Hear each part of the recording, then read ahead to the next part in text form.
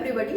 Today I am going to talk over the Hall effect. The basic principle of the Hall effect is that when a metal or semiconductor carrying a current is placed in a transverse magnetic field, then a potential difference is produced in a direction normal to the current and magnetic field direction. This phenomenon is known as the Hall effect. The importance of the Hall effect is that with the help of the Hall effect, we can determine the sign of the charge carrier and charge carrier concentration and mobility of the charge carrier. It is the experimental setup or the Hall effect experiment. It has two strong magnets and it is your sample holder, and here your sample, and the current is 2 milliampere, which is fixed throughout the experiment, and with the help of this you can set the 2 ampere, and it is the Gauss meter, it is the multimeter. With the help of the Gauss meter we can calculate the magnetic field, and by using of the multimeter we can note the voltage reading. In this, and the direction of the magnetic field can be changed with the help of this power supply. If we take in this direction, this means that field in one direction clockwise, and after that we can take a magnetic field direction, it is the reverse bias, and in this way we can note a reading in 4 sets, and we can calculate the Hall voltage. The reading of this in the experiment in this way: VH, first we take V positive, I positive, after that V positive and negative oil, and minus V and I, and minus V and minus I. After that we can calculate the Hall voltage with the help of this formula, and so let us move for the theory part. Now, when a rectangular semiconductor slab is placed in magnetic field held perpendicular to the direction of the current, a voltage is developed across the specimen in the direction perpendicular to both the current and magnetic field. Figure 1. You can see here magnetic field is applied in Z direction and electric field in Y direction. Here W is the width of the semiconductor slab and D is the thickness of the semiconductor slab. It emerges because the moving charges are deflected to one side by the magnetic field. The charge accumulate on face of the specimen until the electric field associated with the accumulated charges is large enough to cancel the force extracted by the magnetic field. This corresponds to the steady state condition for the value of the applied magnetic field. We are concerned only with the steady state condition. Now, the Lorentz force on a carrier of charge E and drift velocity V in a magnetic field intensity V is given by F equal to E V cross V and perpendicular to both V and V. Thus, charge carriers get deflected in the negative Y direction, get accumulated on the X-Z face, and generates a Hall field EY along the width, that is Y direction, of the semiconductor. This field repels the movement of charge carriers. That means the force EE caused by Hall field opposes the Lorentz force in steady state condition, that is EY equal to E Vx cross B. Now EY equal to VH upon W, then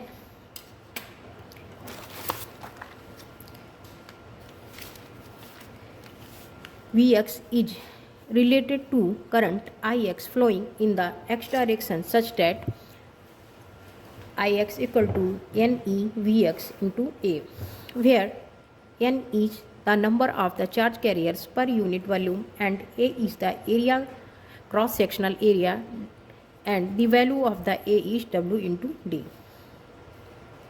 From equation 2, 3 and 4 we can write Vh equal to Ix into Vz upon Ned, where Vh is the hall voltage.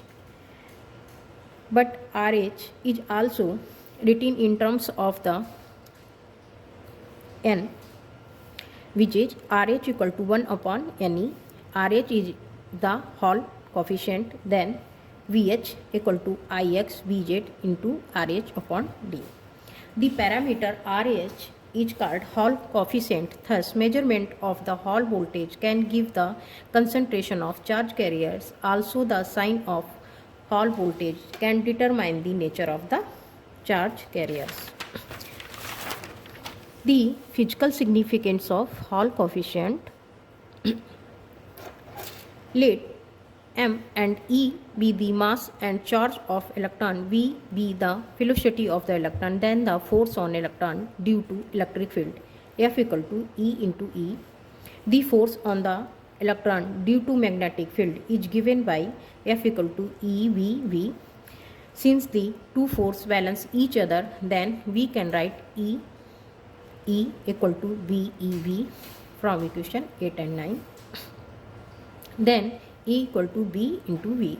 Since electric field also written in terms of the voltage, E equal to Vh upon D, then we can write Vh upon D equal to V into V and Vh equal to BVD, but J equal to I upon A, that is rho into V. Then the value of the V equal to I upon W D rho, where rho is the charge density and the value of the Vh equal to B into I upon W into rho. Since RH equal to 1 upon Ni, that is 1 upon rho, then RH equal to Vh into W upon B into I. Thus physical significance of RH is that it is the reciprocal of charge density, enable one to know the sign of charge carrier by directly noting sign of RH. Now the value of the RH is positive, then the charge carrier is positive, that is P type. If the value of the RH is negative, then the value of the charge carrier is electron, that is N type. Now the results and discussion. Now VH and VB is plotted from data of table 1. This is the table 1. With the help of this table, we can draw a graph between the magnetic field B and Hall voltage. It should be linear. After linear fitting, we can calculate the value of the slope of this curve. The slope is negative and the value of the slope is minus 0.01737, and from figure 2 the slope of the graph is minus 0.1737 volt per Tesla. We know that the value of the Vh is Vh equal to Ix RH into V upon D. Now putting the value of the D and Ix, the value of the D is 0.5 mm and Ix is the 2 milliampere. Then the Vh upon V equal to Ix into RH upon D equal to slope of curve. Then we can write Ix into RH upon D equal to minus 0.1737. Putting the value of Ix and D, then we can calculate the value of the RH. Then the value of the RH is minus 4.342 into 10 to the power minus 2 m cube per coulomb. Now the calculation of the carrier concentration. With the help of the RH, we can calculate the value of the N. The RH can be written as in terms of N, RH equal to 1 upon Ne, N equal to 1 upon RH into E. E is the electronic charge. Putting the value of the RH and E, then the value of the N equal to 1 upon 4.342 into 10 to the power minus 2 into 1.6 into 10 to the power minus 19, and final value of the N is minus 1.43 into 10 to the power 20 per m cube. And the nature of charge carrier is negative, and the value of RH is also negative, so majority charge carriers are electron, that is n type semiconductor, and the value of RH and N are RH equal to minus 4.34 into 10 to the power minus 2 m cube per C, and N equal to minus 1.43 into 10 to the power 20 per m cube. Thank you for watching video.